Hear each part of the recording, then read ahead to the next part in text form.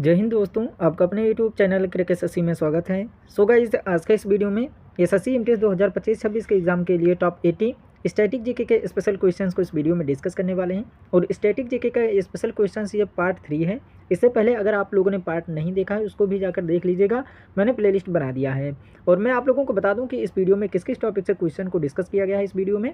तो शास्त्रीय नृत्य से, भारत की नदियाँ से, पुस्तकों लेखक से, लोक नृत्य से, त्यौहार और उत्सव से, अनुच्छेद से, वाद्य यंत्र से और जनगणना से, ये 8 टॉपिक से क्वेश्चन को डिस्कस किया गया है। और हर एक टॉपिक से 10-10 क्वेश्चन को लिया गया है, जिससे कि आपके 80 क्वेश्चंस बनने। तो 80 में से कम आपको 60 क्वेश्चन का टारगेट जरूर लेकर चलना है। 80 में से कम आपके 60 क्वेश्चन सही ज़रूर होने चाहिए। और ये सारे टॉपिक्स आप लोगों के एग्जाम के लिए बहुत इंपॉर्टेंट है, क्योंकि इन्हीं सभी टॉपिक से क्वेश्चन हर एक शिफ्ट में देखने को मिलेंगे। तो अगर आप लोगों को इस वीडियो का PDF चाहिए तो डिस्क्रिप्शन में टेलीग्राम चैनल का मैंने लिंक दे रखा है, उस लिंक को ज्वाइन कर लीजिएगा। इसका PDF भी आपको वहीं पर मिलेगा। तो चलिए हम वीडियो को स्टार्ट करते हैं। हमारा पहला क्वेश्चन कह रहा है कि निम्नलिखित नृत्य शैलियों में से कौन सी मूल रूप से तमिलनाडु के मंदिरों में देवदासियों द्वारा की जाती थी और इसलिए इसे दासियट्टम के नाम से भी जाना जाता है। तो वो कौन सी नृत्य शैली है? तो वो भरतनाट्यम नृत्य शैली है। ऑप्शन सी हमारा राइट आंसर हो जाएगा। नेक्स्ट क्वेश्चन है कि गुरु केलुचरण महापात्र को किस नृत्य शैली के लिए जाना जाता था? तो गुरु केलुचरण महापात्र को जो है ये उड़ीसी नृत्य शैली के लिए जाना जाता था। ऑप्शन ए हमारा राइट आंसर हो जाएगा। नेक्स्ट क्वेश्चन है कि निम्नलिखित में से किस नृत्य को एकहारी के नाम से भी जाना जाता है, जिसमें एक नर्तक एक ही नृत्य प्रदर्शन में कई भूमिकाएं निभाता है? तो एकहारी के नाम से भरतनाट्यम नृत्य को जाना जाता है। ऑप्शन ए हमारा राइट आंसर हो जाएगा। नेक्स्ट क्वेश्चन है कि शाश्वती सेन किस नृत्य शैली के लिए पहचानी जाती हैं? तो शाश्वती सेन जो हैं ये कथक नृत्य शैली के लिए पहचानी जाती हैं। ऑप्शन ए हमारा राइट आंसर हो जाएगा। नेक्स्ट क्वेश्चन है कि कथकली किस राज्य का शास्त्रीय नृत्य है? तो कथकली जो है ये केरल राज्य का शास्त्रीय नृत्य है। ऑप्शन बी हमारा राइट आंसर हो जाएगा। नेक्स्ट क्वेश्चन है कि जागोई और चोलोम डैश नृत्य की दो मुख्य शैलियाँ सौम्य हैं। तो जागोई और चोलोम जो हैं ये मणिपुरी नृत्य की दो मुख्य शैलियाँ सौम्य हैं। ऑप्शन बी हमारा राइट आंसर हो जाएगा। नेक्स्ट क्वेश्चन है कि कलामंडलम कल्याणकुट्टी अम्मा किस भारतीय शास्त्रीय नृत्य शैली के लिए प्रसिद्ध थीं? तो कलामंडलम कल्याणकुट्टी अम्मा जो हैं ये मोहिनी अट्टम भारतीय शास्त्रीय नृत्य शैली के लिए प्रसिद्ध थीं। ऑप्शन बी हमारा राइट आंसर हो जाएगा। नेक्स्ट क्वेश्चन है कि पंडित बिरजू महाराज को शास्त्रीय नृत्य की किस शैली के लिए पद्म विभूषण पुरस्कार से सम्मानित किया गया था? तो पंडित बिरजू महाराज को जो है ये कथक नृत्य शैली के लिए पद्म विभूषण पुरस्कार से सम्मानित किया गया था। ऑप्शन सी हमारा राइट आंसर हो जाएगा। नेक्स्ट क्वेश्चन है कि रुक्मिणी देवी अरुंडेल को वर्ष डैश में पद्म भूषण से सम्मानित किया गया था? तो रुक्मिणी देवी अरुंडेल को जो है ये वर्ष 1956 में पद्म भूषण से सम्मानित किया गया था। ऑप्शन सी हमारा राइट आंसर हो जाएगा। नेक्स्ट क्वेश्चन है कि कुमारी कमला को वर्ष 1970 में पद्म भूषण से सम्मानित किया गया था। उन्हें किस शास्त्रीय नृत्य शैली के लिए जाना जाता था? तो उन्हें कुमारी कमला को जो है ये भरतनाट्यम नृत्य शैली के लिए जाना जाता था। ऑप्शन ए हमारा राइट आंसर हो जाएगा। अगर आप लोगों को वीडियो पसंद आ रही होगी तो एक लाइक ज़रूर कीजिएगा, चैनल को सब्सक्राइब कीजिएगा और अपने दोस्तों तक शेयर जरूर कीजिएगा। और कमेंट करके ज़रूर बताइएगा कि आपको ये वीडियो कैसी लगी, और वीडियो में अंत तक ज़रूर बने रहिएगा। और मैं आप लोगों को बता दूं कि मैंने स्टैटिक जीके की 20 टॉपिक्स की PDF तैयार की है, और उस PDF में ये सब टॉपिक्स मिलेंगे जो अभी आप लोगों ने ऊपर देखा है। ये 8 टॉपिक तो रहेंगे ही, और अदर भी रहेंगे टॉपिक्स, जिससे कि पूरे 20 टॉपिक्स रहेंगे।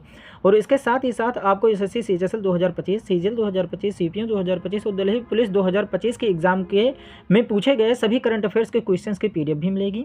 और SSC MTS 2019 से लेकर के 2024 तक की स्टैटिक जीके की टॉपिक्स वाइज भी PDF मिलेगी। जितने भी 20 टॉपिक्स रहेंगे उनकी 2019 में से लेकर के 2024 तक SSC MTS में पूछे गए जो होंगे उनकी भी PDF आपको मिलती रहेगी। और इतना ही नहीं, SSC MTS 2019 से लेकर के 2024 तक की आपको हिस्ट्री, पॉलिटी, ज्योग्राफी और इकोनॉमिक्स की भी PDF मिलेगी, जिससे कि आपकी तैयारी एकदम बेहतर हो सके। और ये सब सिर्फ और सिर्फ आपको कितने में मिलेगा? इसकी प्राइस जो रहेगी वो मात्र अभी 49 में है ना। कितनी में है? 49, मतलब 49 रुपये में है। और ये पर ईयर की है, ये मेंबरशिप है पर ईयर की, है ना, मिलेगी। और ये मेंबरशिप जो है ये 1 ईयर की है। तो इसी तरीके से आपको SSC जो है SSC GD 2026 में जो होगा, जब 1 ईयर में क्या क्या आएगा, SSC GD 2026 का भी एग्जाम आएगा, CGL 2026 का आएगा, CHSL 2026 का आएगा, CPO 2026 का आएगा, और दिल्ली पुलिस 2026 की भी तैयारी के लिए PDF मिलती रहेगी। और इस मेंबरशिप की एक्चुअल प्राइस जो है उसके बारे में अगर बात की जाए तो 199 है, 199 पर ईयर की है। लेकिन आपको 31 जनवरी से लेकर 4 फरवरी तक सिर्फ और सिर्फ 49 रुपये में पर ईयर में ये मिलेगी, क्योंकि मैंने अभी ऑफर इसका निकाला हुआ है जिससे कि ज़्यादा से ज़्यादा लोगों को लाभ मिल सके। तो डिस्क्रिप्शन में टेलीग्राम चैनल का लिंक दे रखा है, तो उसको जाकर के ज्वाइन कर लीजिएगा। और टेलीग्राम चैनल पर ही मैंने अपना बार कोड दे रखा है ना, टेलीग्राम चैनल जो है उस पर मैंने पिन कर दिया है बार कोड को, है ना। तो पेमेंट के बाद उसका स्क्रीनशॉट लेकर के टेलीग्राम चैनल पर ही डीएम कर दीजिएगा। और ये ऑफर सिर्फ और सिर्फ 4 फरवरी तक ही है। तो स्क्रीनशॉट भेजने के बाद आपको प्राइवेट चैनल का लिंक दे दिया जाएगा और सारी पीडीएफ आपको वहीं पर मिलेगी, है ना। तो आपको जल्दी से जल्दी उसको जाकर के इस मेंबरशिप का लाभ उठा सकते हैं। तो चलिए नेक्स्ट क्वेश्चन की ओर हम बढ़ते हैं। निम्नलिखित में से कौन सी नदी नेपाल हिमालय से निकलती है?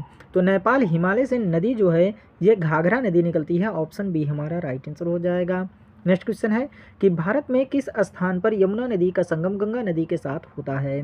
तो भारत में प्रयागराज स्थान जो है यहाँ पर यमुना नदी का संगम गंगा नदी के साथ होता है। ऑप्शन बी हमारा राइट आंसर हो जाएगा। नेक्स्ट क्वेश्चन है कि निम्नलिखित में से कौन सी सिंधु नदी की एक सहायक नदी नहीं है?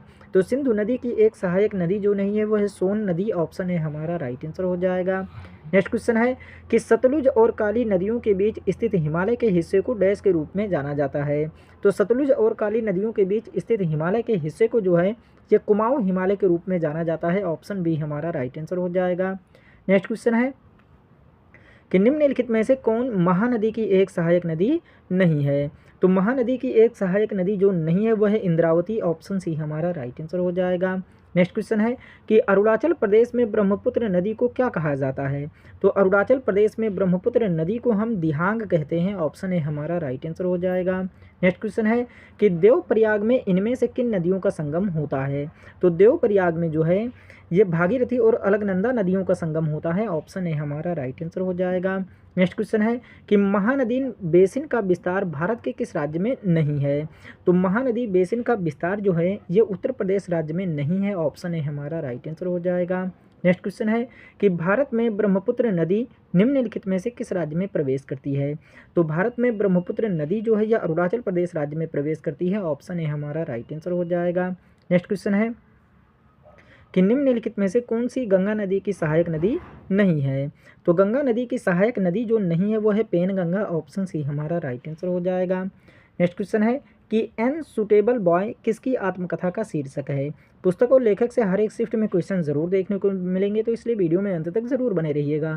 तो अनसुटेबल बॉय जो है ये करण जौहर की आत्मकथा का शीर्षक है। ऑप्शन सी हमारा राइट आंसर हो जाएगा। नेक्स्ट क्वेश्चन है कि निम्नलिखित में से द जोया फैक्टर पुस्तक की लेखिका कौन है? तो द जोया फैक्टर पुस्तक की लेखिका जो है यह अनुजा चौहान है। ऑप्शन सी हमारा राइट आंसर हो जाएगा। नेक्स्ट क्वेश्चन है कि एस अगेंस्ट ऑड्स किसकी आत्मकथा का शीर्षक है? तो एस अगेंस्ट ऑड्स जो है ये सानिया मिर्जा की आत्मकथा का शीर्षक है। ऑप्शन डी हमारा राइट आंसर हो जाएगा। नेक्स्ट क्वेश्चन है कि ए सुटेबल बॉय उपन्यास के लेखक कौन हैं? तो ए सुटेबल बॉय उपन्यास के लेखक जो हैं ये विक्रम सेठ हैं। ऑप्शन है हमारा राइट आंसर हो जाएगा। नेक्स्ट क्वेश्चन है कि निम्नलिखित में से उपन्यास और उसके लेखक की सही जोड़ी की पहचान कीजिए। तो यहाँ पर उपन्यास और लेखक दिया हुआ है, उसकी सही जोड़ी की पहचान करनी है। तो हमारा राइट आंसर हो जाएगा ऑप्शन डी 7 समर्स जो है ये मुल्कराज आनंद के द्वारा उपन्यास लिखा गया है, तो इसलिए ऑप्शन डी हमारा राइट आंसर हो जाएगा। नेक्स्ट क्वेश्चन है कि the great Indian novel dash का एक व्यंग्य उपन्यास है? तो द ग्रेट इंडियन नॉवेल जो है ये शशि थरूर का एक व्यंग्य उपन्यास है। ऑप्शन सी हमारा राइट आंसर हो जाएगा। नेक्स्ट क्वेश्चन है कि the story of my experiment with truth dash की आत्मकथा है? तो the story of my experiment with truth जो है ये महात्मा गांधी की आत्मकथा है। ऑप्शन बी हमारा राइट आंसर हो जाएगा। नेक्स्ट क्वेश्चन है कि निम्नलिखित में से मुंशी प्रेमचंद्र द्वारा लिखित एक प्रसिद्ध उपन्यास कौन सा है?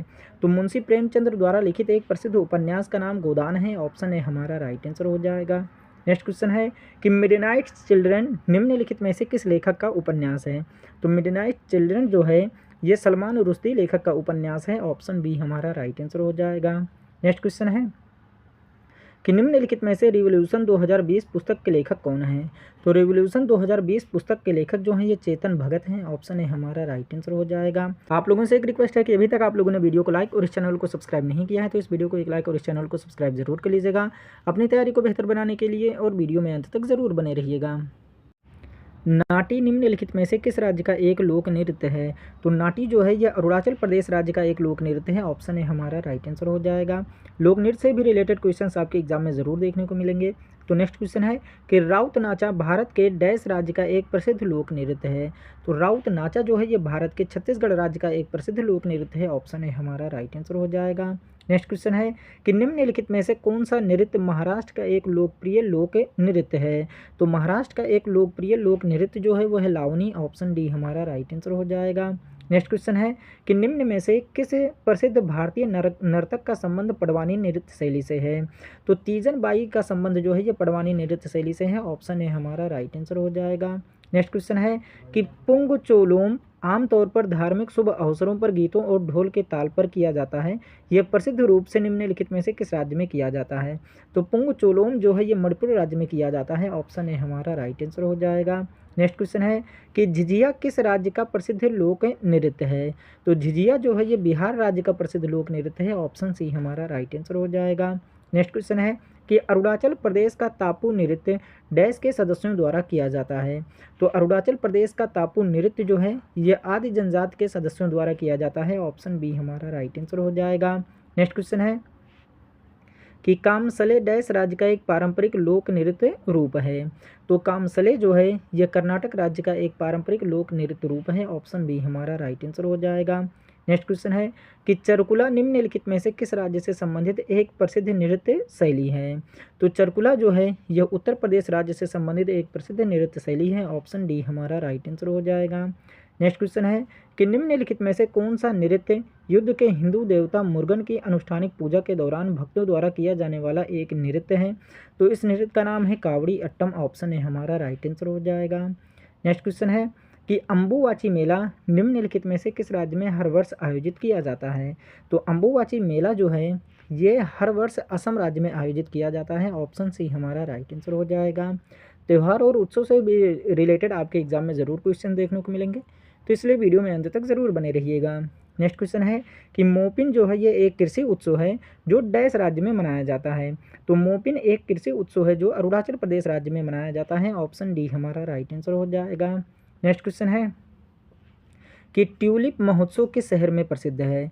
तो ट्यूलिप महोत्सव जो है ये श्रीनगर शहर में प्रसिद्ध है। ऑप्शन सी हमारा राइट आंसर हो जाएगा। नेक्स्ट क्वेश्चन है कि हार्नबिल उत्सव निम्नलिखित में से किस राज्य में मनाया जाता है। तो हार्नबिल उत्सव जो है ये नागालैंड राज्य में मनाया जाता है। ऑप्शन बी हमारा राइट आंसर हो जाएगा। नेक्स्ट क्वेश्चन है कि चैतुराल और फुलाइच निम्नलिखित में से किस राज्य का त्यौहार है। तो चैतुराल और फुलाइच जो है यह हिमाचल प्रदेश राज्य का त्यौहार है। ऑप्शन डी हमारा राइट आंसर हो जाएगा। नेक्स्ट क्वेश्चन है कि सबरी नारायण मेला निम्नलिखित में से किस राज्य में आयोजित किया जाता है। तो सबरी नारायण मेला जो है ये छत्तीसगढ़ राज्य में आयोजित किया जाता है। ऑप्शन बी हमारा राइट आंसर हो जाएगा। नेक्स्ट क्वेश्चन है कि डैश का नुआखाई त्यौहार गणेश चतुर्थी के अगले दिन भाद्रों के चंद्र पखवाड़े की पंचमी तिथि को मनाया जाता है। तो ये कौन सा त्यौहार है। नुआखाई त्यौहार जो है ये उड़ीसा का नुआखाई त्यौहार जो है ये गणेश चतुर्थी के अगले दिन भाद्रों के चंद्र पखवाड़े की पंचमी तिथि को मनाया जाता है। ऑप्शन डी हमारा राइट आंसर हो जाएगा। नेक्स्ट क्वेश्चन है कि झारखंड में मवेशियों के सम्मान में डैश दिवाली के तुरंत बाद अमावस्या के अगले दिन मनाया जाता है। तो झारखंड में मवेशियों के सम्मान में जो सोहरा त्यौहार जो है ये दिवाली के तुरंत बाद और अमावस्या के अगले दिन मनाया जाता है। ऑप्शन बी हमारा राइट आंसर हो जाएगा। नेक्स्ट क्वेश्चन है कि पूर्वी भारत में फैले कई आदिवासी समुदायों में साल के पेड़ का बहुत महत्व है। उदाहरण के लिए डैश त्यौहार झारखंड में पेड़ के सम्मान में मनाया जाता है। तो झारखंड में पेड़ के सम्मान में जो है ये सरहुल त्यौहार मनाया जाता है। ऑप्शन बी हमारा राइट आंसर हो जाएगा। नेक्स्ट क्वेश्चन है कि बुद्ध पूर्णिमा हिंदू महीने डैश में पूर्णिमा के दिन मनाई जाती है। तो बुद्ध पूर्णिमा जो है ये हिंदू महीने बैसाख में पूर्णिमा के दिन मनाई जाती है। ऑप्शन ए हमारा राइट आंसर हो जाएगा। नेक्स्ट क्वेश्चन है कि भारतीय संविधान का निम्नलिखित में से कौन सा अनुच्छेद कार्यपालिका से न्यायपालिका के पृथक्करण से संबंधित है। तो ये कौन सा अनुच्छेद है। तो हमारा राइट आंसर हो जाएगा ऑप्शन डी अनुच्छेद 50 है। ऑप्शन डी हमारा राइट आंसर हो जाएगा। अनुच्छेद से रिलेटेड तो हर एक एग्जाम में हर एक शिफ्ट में क्वेश्चन देखने को मिलते हैं, तो इसलिए वीडियो में अंत तक जरूर बने रहिएगा। नेक्स्ट क्वेश्चन है कि निम्नलिखित में से किस अनुच्छेद में शोषण के विरुद्ध अधिकार का उल्लेख है। तो शोषण के विरुद्ध अधिकार का उल्लेख जो है यह अनुच्छेद 23 और 24 में है। ऑप्शन सी हमारा राइट आंसर हो जाएगा। नेक्स्ट क्वेश्चन है कि भारत के सर्वोच्च न्यायालय के स्थान से संबंधित प्रावधानों का उल्लेख किस अनुच्छेद में किया गया है। तो भारत के सर्वोच्च न्यायालय के स्थान से संबंधित प्रावधानों का उल्लेख जो है अनुच्छेद 130 में किया गया है। ऑप्शन डी हमारा राइट आंसर हो जाएगा। नेक्स्ट क्वेश्चन है कि भारतीय संविधान के निम्नलिखित में से किस अनुच्छेद में भारत के महान्यायवादी का प्रावधान है। तो भारत के महान्यायवादी का प्रावधान जो है यह अनुच्छेद 76 में है। ऑप्शन बी हमारा राइट आंसर हो जाएगा। नेक्स्ट क्वेश्चन है कि भारतीय संविधान के अनुच्छेद 243 आई के तहत राज्य के राज्यपाल को प्रत्येक डैश वर्षों के बाद एक वित्त आयोग का गठन करना होता है। तो हमारा राइट आंसर हो जाएगा ऑप्शन सी, 5 वर्षों के बाद एक वित्त आयोग का गठन करना होता है। ऑप्शन सी हमारा राइट आंसर हो जाएगा। नेक्स्ट क्वेश्चन है कि निम्नलिखित में से किस अनुच्छेद में अंतःकरण की और धर्म की अबाध रूप से मानने, आचरण और प्रचार करने की स्वतंत्रता का उल्लेख है। तो ये किस अनुच्छेद में है। तो अनुच्छेद 25 में है। ऑप्शन बी हमारा राइट आंसर हो जाएगा। नेक्स्ट क्वेश्चन है कि निम्नलिखित में से किस अनुच्छेद में संस्कृत एवं शिक्षा के अधिकार का उल्लेख किया गया है। तो संस्कृत एवं शिक्षा के अधिकार का उल्लेख जो है यह अनुच्छेद 29-30 में किया गया है। ऑप्शन डी हमारा राइट आंसर हो जाएगा। नेक्स्ट क्वेश्चन है कि निम्नलिखित में से किस अनुच्छेद में अल्पसंख्यक वर्गों को अपनी रुचि के शिक्षण संस्थानों की स्थापना करने और संचालन करने के अधिकार का उल्लेख किया गया है। तो यह है अनुच्छेद 30 में। ऑप्शन ए हमारा राइट आंसर हो जाएगा। नेक्स्ट क्वेश्चन है कि भारतीय संविधान के अनुच्छेद 356 और 360 डैश पर आधारित अनुच्छेद हैं। तो भारतीय संविधान के अनुच्छेद 356 और 360 जो हैं ये क्षेत्रीय भाषाओं पर आधारित अनुच्छेद हैं। ऑप्शन ए हमारा राइट आंसर हो जाएगा। नेक्स्ट क्वेश्चन है कि भारतीय संविधान का अनुच्छेद 19 से 22 निम्नलिखित में से किस मौलिक अधिकार से संबंधित हैं। तो भारतीय संविधान का अनुच्छेद 19 से 22 जो है ये स्वतंत्रता के अधिकार से संबंधित है। ऑप्शन ए हमारा राइट आंसर हो जाएगा। नेक्स्ट क्वेश्चन है कि निम्नलिखित में से कौन प्रसिद्ध वायलिन वादक हैं। वाद्य यंत्र से भी रिलेटेड आपके एग्जाम में क्वेश्चन जरूर देखने को मिलेंगे। तो प्रसिद्ध वायलिन वादक जो है ये नागाई और मुरलीधरन है। ऑप्शन है हमारा राइट आंसर हो जाएगा। नेक्स्ट क्वेश्चन है कि राजीव जनार्दन इमदाद खानी घराने के एक भारतीय शास्त्रीय डैश वादक हैं। तो राजीव जनार्दन इमदाद खानी घराने के एक भारतीय शास्त्रीय जो हैं ये सितार वादक हैं। ऑप्शन बी हमारा राइट आंसर हो जाएगा। नेक्स्ट क्वेश्चन है कि पंडित भवानी शंकर एक डैश वादक हैं। तो पंडित भवानी शंकर जो हैं ये एक पखावज वादक हैं। ऑप्शन डी हमारा राइट आंसर हो जाएगा। नेक्स्ट क्वेश्चन है कि उस्ताद जाकिर हुसैन, उस्ताद अल्लाह रखा, उस्ताद साबिर खान, पंडित किशन महाराज निम्नलिखित में से किस वाद्य यंत्र के वादन के लिए विख्यात हैं। तो ये हमारा राइट आंसर हो जाएगा ऑप्शन डी, तबला वाद्य यंत्र के वादन के लिए विख्यात हैं। ऑप्शन डी हमारा राइट आंसर हो जाएगा। नेक्स्ट क्वेश्चन है कि ग्लोबल इंडियन म्यूजिक अवार्ड प्राप्त करने वाले विक्रम घोष एक संगीतकार और भारतीय शास्त्रीय डैश वादक हैं। तो ग्लोबल इंडियन म्यूजिक अवार्ड प्राप्त करने वाले विक्रम घोष जो हैं ये एक संगीतकार और भारतीय शास्त्रीय कौन से वादक हैं। तो ये तबला वादक हैं। ऑप्शन बी हमारा राइट आंसर हो जाएगा।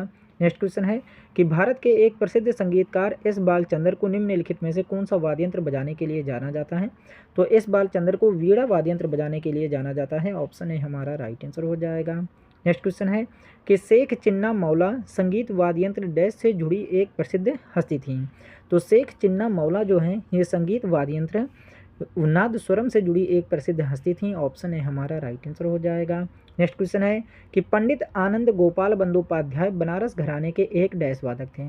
तो पंडित आनंद गोपाल बंदोपाध्याय बनारस घराने के एक जो हैं ये तबला वादक थे। ऑप्शन है हमारा राइट आंसर हो जाएगा। नेक्स्ट क्वेश्चन है कि पद्म विभूषण से सम्मानित उमयालपुरम के शिवरामन एक डैश वादक हैं। तो उमयालपुरम के शिवरामन जो हैं ये एक मृदंगम वादक हैं। ऑप्शन डी हमारा राइट आंसर हो जाएगा। नेक्स्ट क्वेश्चन है कि अली अकबर खान के शिष्य राजीव तारानाथ एक डैश वादक हैं। तो अली अकबर खान के शिष्य राजीव तारानाथ जो हैं ये एक सरोद वादक हैं। ऑप्शन सी हमारा राइट आंसर हो जाएगा। नेक्स्ट क्वेश्चन है कि 2011 की जनगणना के अनुसार किस केंद्र शासित प्रदेश का लिंगानुपात सबसे अधिक है। तो लक्षद्वीप पुडुचेरी जो ये केंद्र शासित प्रदेश का लिंगानुपात जो है ये सबसे अधिक है। ऑप्शन बी हमारा राइट आंसर हो जाएगा। नेक्स्ट क्वेश्चन है कि भारत में दशकीय जनगणना कराने की जिम्मेदारी किस मंत्रालय की होती है। तो भारत में दशकीय जनगणना कराने की जिम्मेदारी जो होती है ये गृह मंत्रालय की होती है। ऑप्शन ए हमारा राइट आंसर हो जाएगा। नेक्स्ट क्वेश्चन है कि भारतीय शहर की पहली पूर्ण जनगणना 1830 में डैश द्वारा की गई थी। तो भारतीय शहर की पहली पूर्ण जनगणना 1830 में जो है ये हेनरी वाल्टर द्वारा की गई थी। ऑप्शन बी हमारा राइट आंसर हो जाएगा। नेक्स्ट क्वेश्चन है कि जनगणना रिपोर्ट 2011 के अनुसार किस भारतीय राज्य की साक्षरता दर दूसरी सबसे कम है। तो अरुणाचल प्रदेश की जो ये भारतीय राज्य है इसकी साक्षरता दर दूसरी सबसे कम है। ऑप्शन बी हमारा राइट आंसर हो जाएगा। नेक्स्ट क्वेश्चन है कि जनगणना 2011 के अनुसार देश का दूसरा सबसे कम जनसंख्या वाला राज्य कौन सा है। तो देश का दूसरा सबसे कम जनसंख्या वाला राज्य जो है वो है मिजोरम। ऑप्शन सी हमारा राइट आंसर हो जाएगा। नेक्स्ट क्वेश्चन है कि जनगणना 2011 के अनुसार किस भारतीय राज्य का जनसंख्या घनत्व सबसे कम है। तो अरुणाचल प्रदेश भारतीय राज्य का जनसंख्या घनत्व जो है ये सबसे कम है। ऑप्शन सी हमारा राइट आंसर हो जाएगा। नेक्स्ट क्वेश्चन है कि जनगणना 2011 के अनुसार भारत के किस केंद्र शासित प्रदेश की साक्षरता दर सर्वाधिक है। तो भारत के लक्षद्वीप जो केंद्र शासित प्रदेश है इसकी साक्षरता दर सर्वाधिक है। ऑप्शन बी हमारा राइट आंसर हो जाएगा। नेक्स्ट क्वेश्चन है कि भारत में 2011 की अंतिम जनगणना कितने चरणों में की गई थी। तो भारत में 2011 में अंतिम जनगणना जो है ये कितने चरणों में की गई थी। तो 2 चरणों में की गई थी। ऑप्शन ए हमारा राइट आंसर हो जाएगा। नेक्स्ट क्वेश्चन है कि 2011 की भारत की जनगणना के अनुसार बिहार राज्य भारत का डैश सबसे अधिक आबादी वाला राज्य था। तो बिहार राज्य जो है ये तीसरा सबसे अधिक आबादी वाला राज्य था। ऑप्शन डी हमारा राइट आंसर हो जाएगा। नेक्स्ट क्वेश्चन है कि जनगणना 2011 के अनुसार भारत के किस राज्य में महिला साक्षरता दर सबसे कम है। तो भारत के राजस्थान राज्य में महिला साक्षरता दर जो है ये सबसे कम है। ऑप्शन ए हमारा राइट आंसर हो जाएगा। तो ये आपके 80 क्वेश्चन है जो आपके एग्जाम के लिए बहुत इंपॉर्टेंट है। अगर वीडियो पसंद आई होगी तो एक लाइक ज़रूर कीजिएगा, चैनल को सब्सक्राइब कीजिएगा और अपने दोस्तों तक शेयर जरूर कीजिएगा। वो कमेंट करके ज़रूर बताएगा कि आपको ये वीडियो कैसी लगी और ये भी कमेंट करके ज़रूर बताएगा कि आपके 80 में से कितने क्वेश्चन सही हुए हैं। और अगर आप इस वीडियो का PDF चाहते हैं तो डिस्क्रिप्शन में टेलीग्राम चैनल का मैंने लिंक दे रखा है, उस लिंक पर क्लिक करके टेलीग्राम चैनल को ज्वाइन कर लीजिएगा। इसका PDF आपको वहीं पर मिलेगा। और अगर वो 49 वाला आप मेंबरशिप लेना चाहते हैं तो डिस्क्रिप्शन में जो टेलीग्राम चैनल है उसके पिन में मैंने बार कोड अपना डाल दिया है। तो उसमें आप 49 रुपये पे करके 1 ईयर का सब्सक्रिप्शन ले सकते हैं। आपको प्राइवेट चैनल का लिंक मिल जाएगा। उसका स्क्रीनशॉट जब आप लोग टेलीग्राम चैनल पर डालेंगे तब, है ना, उसी वहीं पर आपको जो है प्राइवेट चैनल का लिंक दे देंगे। आपको वहाँ पर रेगुलर वीडियो रेगुलर जो है ये PDF मिलता रहेगा। आपको मिलते हैं नेक्स्ट वीडियो में। तब take care and bye bye.